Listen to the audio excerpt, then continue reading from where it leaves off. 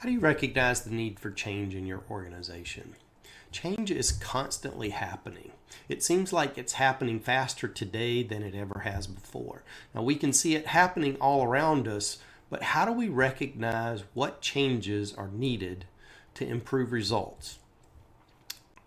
Next, how do we create an action plan once we've identified what changes needed to happen? How do we create that action plan to actually implement the changes we need? And most importantly, how do we manage the process of change and confirm that the completion has actually taken place? So we can all agree the reason for any kind of change is to improve results. So there are typically two types of changes: reactive, something went wrong and you need to change because it's necessary. And the second is proactive change. You're continuously trying to improve the results that you're getting on a weekly, daily, annual basis. And you're looking for those needed changes.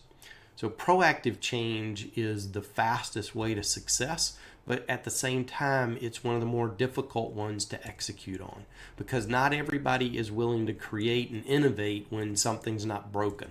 It's that don't fix it if it's not broken mentality. If change only takes place as a reaction to something going wrong, the problem is you may not have time to actually implement the changes you need before the results are catastrophic. And if you try to implement change too quickly without preparing the team, you will create resistance to the change that's needed. So whichever change is needed, reactive or proactive, we should really take a look at how to answer these four questions. Why is the change needed? What needs to change? When do we need to change? And then how do we change?